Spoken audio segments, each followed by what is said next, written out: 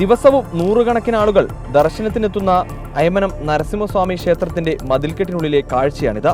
തെരുവ് നായ്ക്കളുണ്ട്, സൂക്ഷിക്കുക എന്നൊരു ബോർഡ് ക്ഷേത്രത്തിന്റെ മതിലിന് വെളിയിൽ സ്ഥാപിക്കേണ്ട സ്ഥിതിയാണിവിടെ. ഒരു നായ സകുടുംബം ഇവിടെ താമസമാക്കിയിട്ടുണ്ട്.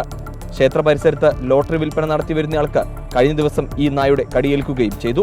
ഈ അടുത്ത ദിവസങ്ങളിൽ ഇവിടെ ലോട്ടറി കച്ചവടം ചെയ്യുന്ന ഒരു പാവ മനുഷ്യനാണ്. പുള്ളി ഇച്ചിരി സുഖമില്ലാത്ത ഒരു മനുഷ്യനാണ്. അദ്ദേഹത്തെ കഴിഞ്ഞ ദിവസം കടിച്ചു കയറിയാണ്ട് അദ്ദേഹത്തിൻ്റെ മുണ്ടൊക്കെ ഇവിടെ കിടപ്പുണ്ട്. അതുപോലെ തന്നെ അകത്ത് തൊഴാൻ വന്ന ഒരു വ്യക്തിനെ 2 ദിവസം മുമ്പ് ഇങ്ങനെ കടിച്ചായിരുന്നു.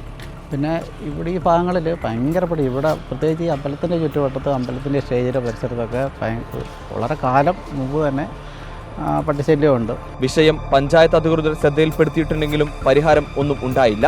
ഞങ്ങൾ പഞ്ചായത്തിലും പോലെ വേണ്ടപ്പെട്ട അധികാരികളെയും എല്ലാം അറിയിക്കുകയും ചെയ്തു. പക്ഷേ യാതൊരു നടപടിയും ഉണ്ടായിട്ടില്ല. കുടയമ്പടി അയമനം റോഡിൽ പല ഭാഗങ്ങളിലും തെരുവുനായ്ക്കൾ തമ്പടിച്ചിട്ടുണ്ട്. ഇരുചക്ര വാഹന യാത്രക്കാർക്ക് നേരെ ഇവ പലപ്പോഴും കുരച്ചുകൊണ്ട് പാഞ്ഞെടുക്കുകയും അപകടങ്ങൾ സംഭവിക്കുന്നതും പതിവാണ്. പ്രദേശത്ത് 3ഓളം വിദ്യാഭ്യാസ സ്ഥാപനങ്ങളുമുണ്ട്. അതുകൊണ്ട് തന്നെ അടിയന്തര ഇടപെടലാണ് നാട്ടുകാരുടെയും ഉപദേശക സമിതി അംഗങ്ങളുടെയും ആവശ്യം. റിപ്പോർട്ടർ, കോട്ടയം.